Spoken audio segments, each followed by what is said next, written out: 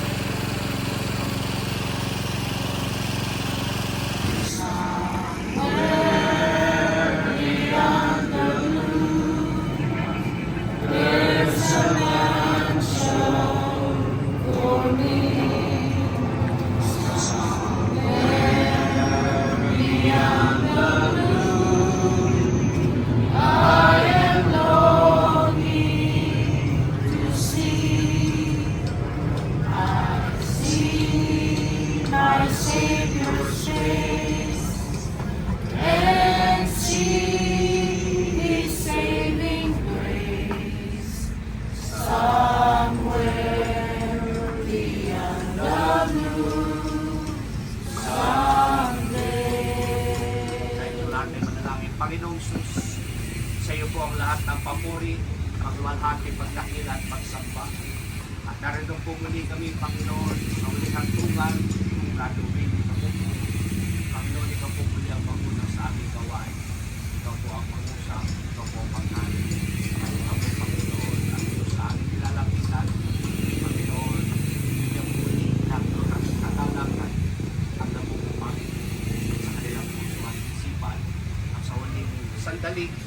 dahil masisilayan nila ang labi ng kanilang mahal sa buhay. Kaya sa oras ito, pangunabo po kami sa aming gawain. By blood, in Jesus' name, Amen. Amen. Akin po pinatawagan si Brother. Yan, assistant yan. Ikaw makakabuhay tayo. Magandang umaga po sa inyo lahat. Ganun lang ako po sabay kasi natatakpan naman po.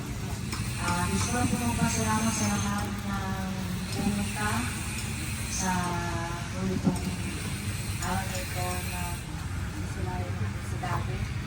At napakarami pong tao na gusto namin pasalamatan at kasama po kayo doon.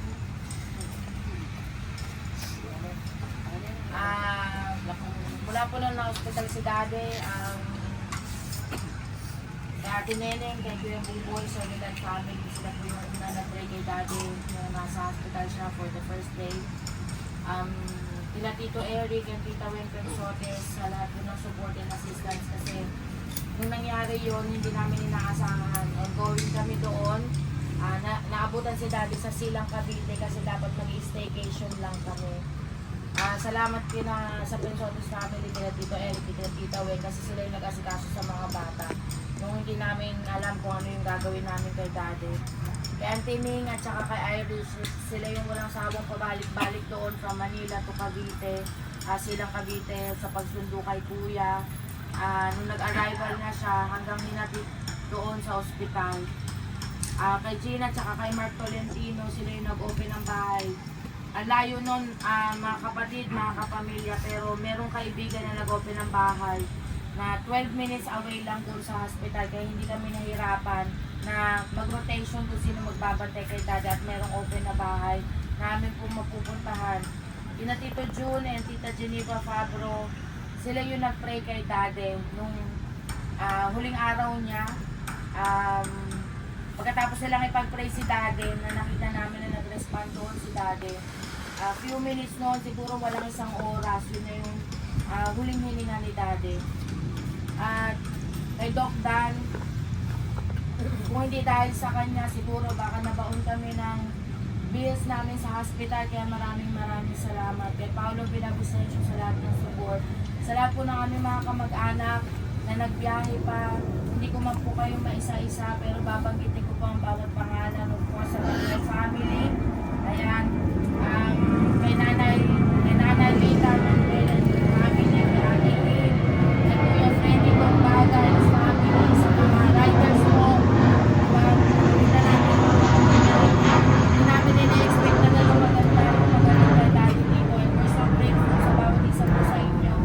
Kay Ate Janet, kay Tetong na umabot pa sa last night, kay Ate In, kay Ate Leleng sa kanya pong pamilya, kay Ate Aisa sa kanya pong family, sa mga pamangkin, pinsan at apo, sa mga kapatid po ni Daddy na nandito, at sa malayo, sa mga nanonood online, sa mga naka-video call. Hindi ko po kayo may isa-isa, pero maraming salamat po. Bibigyan ko na lang ng acknowledgement, of course, si Auntie Lilia na nakaabot na pumunta dito, si Nanay, si Auntie Ning, yan po yung mga kapatid ni Daddy na nandito. Sa mga in-laws ko po from Baguio, maraming salamat po sa pagdalaw. Kahit na ang layo-layo kayo po ay nagsakripisyo, lahat po kayo mga kapatid at kapamilya. Of course, sa PEC Church family and sa leadership namin, kay Minister Peter Artines, Tita Luz, Faith Artines, sila po yung nagpo-provide ng aming pong beddings doon habang naglalamay. Kaya alam nyo, sobrang nako-comfort po ang aming family dahil sobrang mahirap mawalan ng isang ama. Kaya, salamat po. Kay Pastor Jim, Umpad, kay Pastor Eugene and Ma'am Gemma Barnes na bumiyahe pa kagabi. Sa Calvary Tabernacle, sa aming pong church doon sa Australia, the Pentecostals of Sydney, kay Pastor Stan Harvey, sa nag-cater po sa atin, sa ating pong mga kinakain, tuwing lamay, kay Tita Evelyn at kay KitKat at sa lahat po ng mga sumusuport at nag-aalala. At gayon din po kay Tito Jerry and Tita Elsa, sa lahat po na nagdo-donate, maraming salamat, and of course kay Tita Aya, maraming salamat po. Sa lahat po ng mga kumpare ni Daddy, mga kumare, lahat po na nandito, hindi ko na po kayo mabanggit, pero maraming salamat po. On behalf of my family, maraming salamat po. Yun lamang. Lahat po kasi kami nakapagsalita na sa lamay ni Daddy.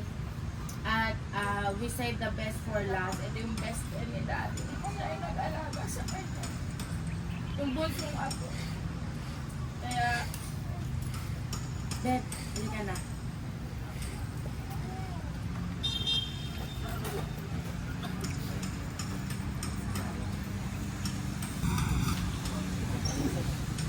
Good morning po mga kapatid. Masasabi ko lang po sa laman nito. Papasalamat po ko sa kanya dahil wala po siya. Wala po yung nagbabayad po natin mga kita. Tsaka po pa.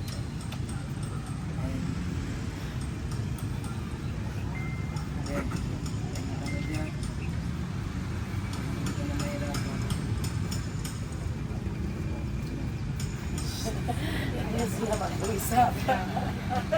So, ang past 2 weeks po, ang sinabi po sa akin ng dati ko, wala daw po siya, pang-attain ko daw po na kaya ito po siya. Paano ginawa mo?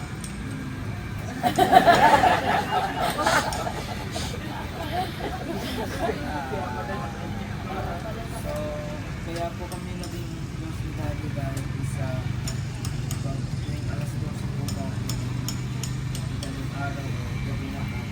Si Daddy po ang kasama ko po sa tuwing gabi o umaga na siya po papakain ko sa amin.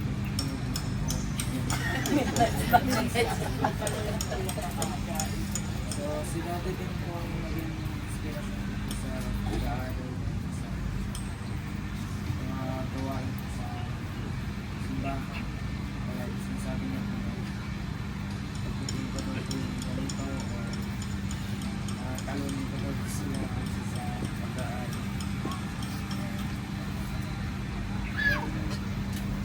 Last week po, pagpabili ko si Tao ng Baliwa. Ako na po ang bumili kasi nanginginan ko po kay Daddy Lolo ng pera ko para yun po ang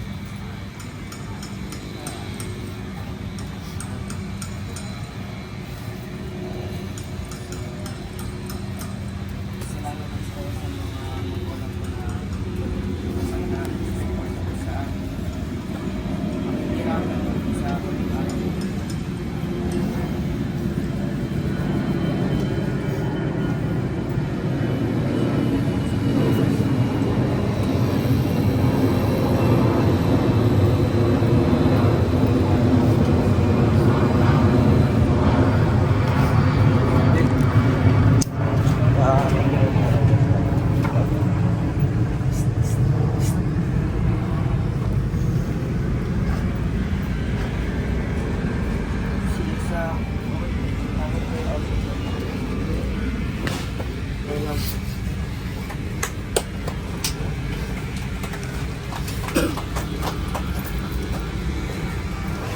God, magpapasalam po ako ng 2 verse.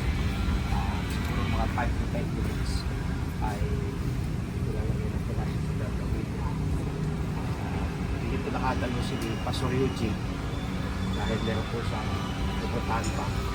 Kaya ang inyong likod po ang inatasan upang mag-opisit sa libing ni Brother Will.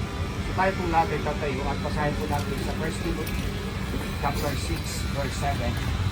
At ang sabi rito, for we brought nothing unto this world, and it is certain we can carry nothing out. So, mas masanawa ng Diyos ang pagbabasa ng kanyang salita at tayo po natin mga kaupo. Tunay nga po na kung saan lahat man ng ating pinaghirapan sa mundong ito ayon sa laman ay di po natin madadala. May iwan po natin lahat yan at wala po tayong madadala. Kaya gaya nga po na nasabi ni Pastor Eugene kagabi, ano man ang gagawin nating pabaon kay Brother Willie ay hanggang dito lamang.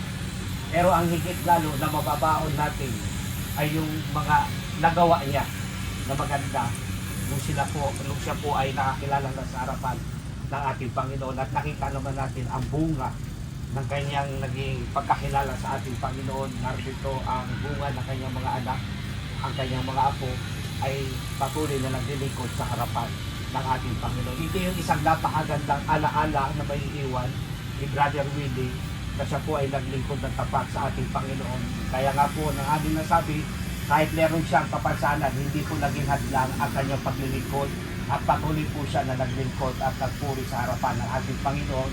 Kahit hindi niya kaya, gagawin niya alang-alang na mapagbigyan niya at makapagbigay kaluguran sa harapan ng ating Panginoon. Kaya napakaganda mga kapatid na gawin natin inspirasyon ang ating kapatid na si Brother Willie na kung ano man ang darating na pagsubok sa buhay natin, malalagpasan natin yan, papagtatagumpayan natin yan dahil meron tayong Diyos na tinatawagan at meron tayong Diyos na lalapitan at higit lalo ibigay natin yung buhay natin sa Kanya. Hanggat may panahon, may pag-asa. Hanggat may pag-asa na magagawa at kung tayo ay may magagawa, merong tagumpay na ibibigay ang ating Panginoon. Kaya we encourage yung mga kapatid dahil ito lang po yung huli na masisilayan natin si Brother Willie at sa susunod na ito maaaring mamaya o kinabukasan isang alaala na lamang yung ating makikita para sa Kanya. Kaya yung alaala niyan, baunin natin sa ating paglaki higit lalo sa Kanyang mga mahal sa buhay, sa Kanyang apo at maging sa darating pa apo na naroroon ang Kanyang mga anak na ipakikilala niya yung kanilang lolo na ganito ang naging kalagayan at ang lolo nila ay maging sigasig na naglilingkod sa harapan ng ating Panginoon. So aking po kinatawagan ang family mamaya paglagay na natin dito, may isang verse pa uli ako na babanggitin at babasahin. Pagkatapos yung iba kung sino gusto mag-alay ng bulaklak, yun po yung gagawin natin. Tapos aking pong inihiling ang family, tayo po ay mananalangin at siguro bigyan natin pagkakataon na silayan niyo muna bago tayo manalangin. Kung sino ba po yung mga hindi naka-viewing kay Brother Willie, o sino po yung gusto tumingin sa huling hantungan, kayo po ay aming inaiyakan.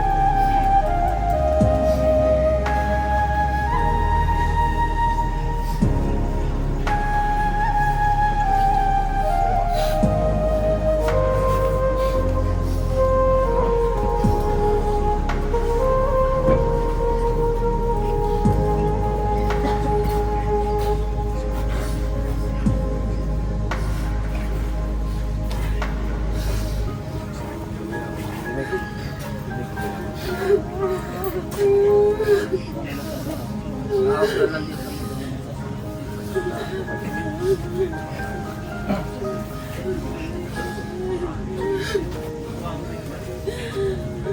Nakaupo na lang po dito.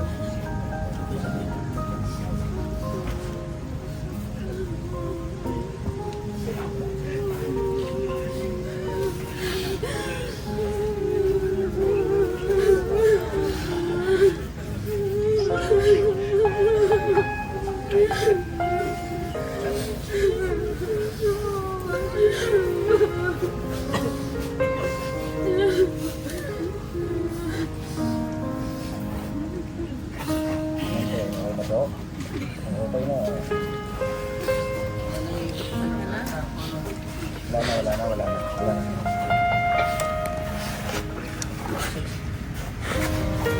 So tayo po lahat ay manalangin.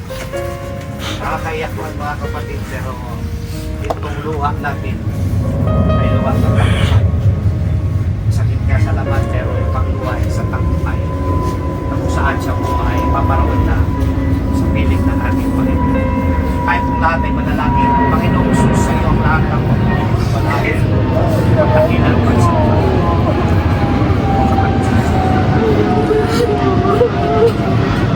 Parating ang Panginoon sa ulihan ko at sa kanyang Panginoon. Panginoon, salamat sa maging tagumpay na ibinigay mo sa pamilya nito. Kaya nawa, Ama, nalarin ko po ang iyong pagbakod ng proteksyon at pag-iingat sa kanyang naiwan. Mula sa kanyang asawa, sa kanyang mga anak, sa kanyang apo, sa kanyang mga kapatid at pati sa mga kamag-anak at kaibigan na narito. Panginoon, dalahin ko po. Ikaw po ang mauna sa kanila at palakasin mo sila, Panginoon. At palitan po ang kalumbayan ng kaligayahan. Dahil alam namin, Panginoon, kung saan pupunta ang ating kapatid, si Brother Willie na po, siya po ay pupunta sa iyo. At ikaw na po, Panginoon, ang mauna sa lahat at pinagkakatiwalaan namin ang aming buhay kasama ng mga mahal niya sa buhay na sila po ay pagtubayan mo at gabayan at kaya tuloy na bigyan mo sila ng kalakasan at higit lalo patuloy na maglilingkod sa iyo. Sa iyo po ang lahat ng papuri pagluwalhati at bigyan mo sila ng kalakasan, Panginoon, physical, spiritual at patuloy na gagabayan sa aming buhay sa darating na mga panahon. To God be all the glory in Jesus' name. Amen. Thank you, Lord Jesus. So, ilalagay na po natin at pagbaba po mga kapatid. Pasauli ako ng isang verse and then mag-alay tayo ng mga bulaklak.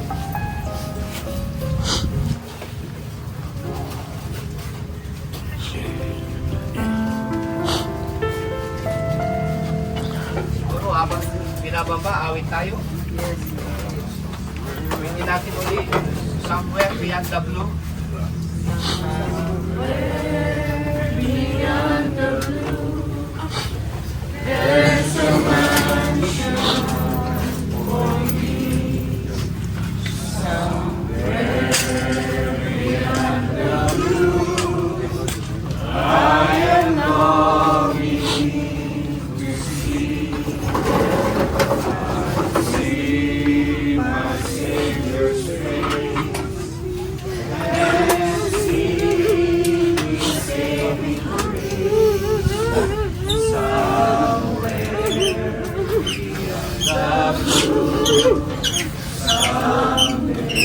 Isang pa nating awitin, Somewhere Beyond the Blue. Somewhere beyond the blue.